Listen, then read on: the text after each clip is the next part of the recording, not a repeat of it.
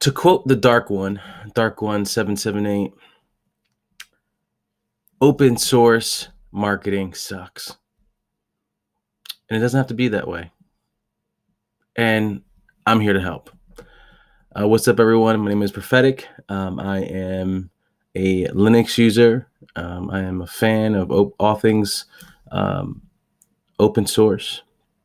And I'm also a big fan of digital marketing, communications. I have a small freelancing gig where I do consulting and public speaking on those topics. Just recently did something with Kane University, Educational Thought Leadership Conference, and how to leverage digital and online marketing to financially sustain a movement. Because I believe if you're really serious about social change or positive impact, you got to have a serious look and approach to marketing, even though most of us who in this world might have a negative connotation when we hear the word marketing or sales or fundraising. And I kind of feel like I'm here to change that. So bear with me. I think we'll share what works, what doesn't work in marketing from my perspective and my opinion. And I hope you enjoy these website reviews. So I'm doing website reviews of distros, and this should be interesting. A break from the usual distro reviews that you see so often from other YouTubers. So I want to bring something a little different to the table. So this is Elementary OS.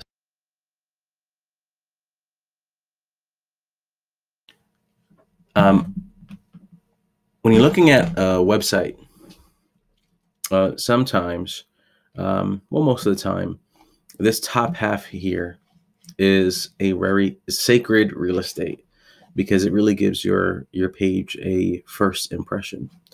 So what Elementary chose to do is a modern laptop, not showcasing that it's Apple or so, but it's Apple-like maybe. I don't know. No, not even Apple-like. Almost looks like it was like a Pixel almost, the newer ones. Anyways, a modern-looking laptop, and look at what it does here. This is kind of like gutsy. The first impression they have here is here's Elementary OS, a fast open replacement for Windows and Mac OS. Pay what you want. Don't tell me anything about you. Don't tell me anything about how is it better? How is it faster, sweeter, more awesome than these alternatives? It just says Elementary OS, the replacement, and you could choose what you want to pay for it. That's gutsy, and the number one reason why that's gutsy is because it's almost assuming that you're going to agree with them and that you're going to pay for something. It's just a matter of you choosing. And that's pretty gutsy. And I kind of like that. Personally, I wouldn't do it that way, but I think that's really gutsy. I think it's overall, like, I think it's a good move. I don't know if I would do that, but hey, if it's working, it's working. So top right corner, all the social media icons. Notice the color change: Medium, Google, Facebook with that dark blue, Twitter that blue, and then Slack is just gray. It's a nice little touch. Top left here, the homepage: support, developer, get involved, and store. Okay, so social, then links to the other page, the most important pages. Scroll down. Now, depending on the size of your monitor, it might include this section, depending how big your monitor is. But you notice on mine, it cuts off. I'm going to zoom into. Is the social proof? They're using mainstream tech websites that cover tech news. And this is a nice little quote here from Mac Life. And yeah, that is super smart. Get the mainstream appeal to socialize users to say, hey, there's a mainstream operating system too. It's just a replacement. And, they're kind of giving you that feel like this is validated in the market. The indie open source app store. Notice the word indie. It's like almost when people use like artisan, when it's handcrafted, it's that they're going for, it's not quite 100% the polish or the best thing, but that's the part that makes it endearing. When you get those artisan jams, like the jars aren't like, you could tell like they're just like either recycled jars, or the labels are just like printout labels you can glue on. That's kind of part of their charm and their appeal. So again, like the indie open source app store, that's some genius stuff right there. That's some really top notch stuff. The apps you need without the ones you don't. Very clean icons here. I like their icons. Speaking of the icons, I like the icon set. I think it's to me, it's a little dated. Like the calendar. Oh my gosh, all I think is like a generic Samsung calendar app icon. Same thing with the photos from like the late 2000s, like the first decade. I'm not crazy about it. But if you're trying to convert like newbies to replace it with, that's actually what you want to shoot for. Something that's super instantly recognizable. Like the KDE icons are gorgeous, but they're not going to be instantly recognizable from a new user's perspective who's like the first time they're doing something like this. Cool. There's a nice feature set, to show how to find applications in the application launcher. So they're giving them a heads up how to launch applications. This might be good because Windows has, in the Windows 10, they have a tile type thing going on, and they're trying to like give them the heads up, like, hey, this is not your start menu. And I wonder if they could have included that here, something about, their version of a start menu, although it gets kind of dangerous when you try to do a one-for-one comparison, parallel of what Windows calls things and how you call things. It's kind of like, not so much tacky, but it's just like, you don't want to bring in the comparison too much of a competitor. You want them to think all about you and what you're bringing to the table. You don't want to bring in your competitor too much. It's almost like, no, right, I'm not going to go there. Open source, no ads, no spying, safe and secure. I like this part when they say no spying. In the middle here, it's not the first thing. They're not like making a big parade about it.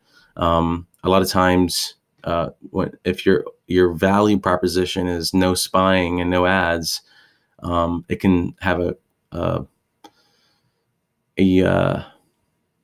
opposite effect. It might pull people away, because then it's like, oh, is this for techie people? Is this for people who are like worried about hacking and all hackers and those kind of things? Sometimes when you use this one thing, it can have a reverse implication. So they don't shove it down your throat, but they throw it out there.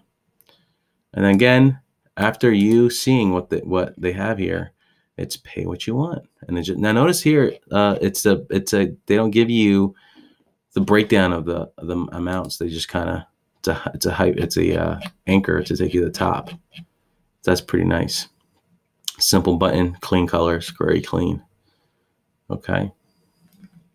So that's their homepage. They only have 4 tabs, technically. 4 tabs.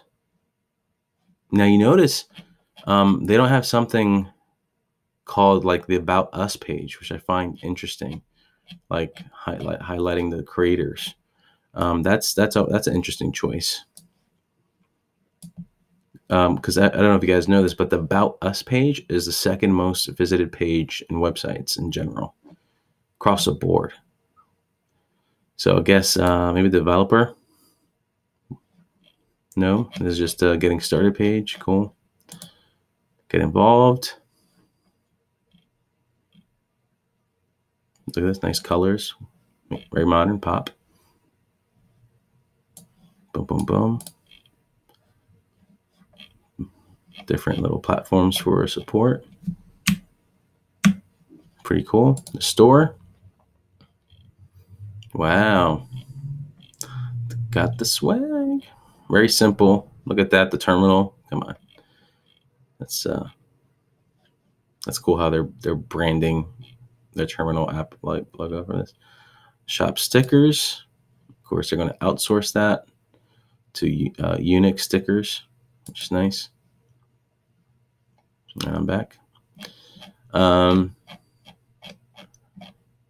So they're doing the traditional like fund, like give us money and we give you stuff. So that's pretty much what almost all distros do to kind of offset some costs. But I love how they're just going straight in your face, pay what you want. This is what it is. And here's get support. Need help with mail? Let's go to mail. That is pretty awesome.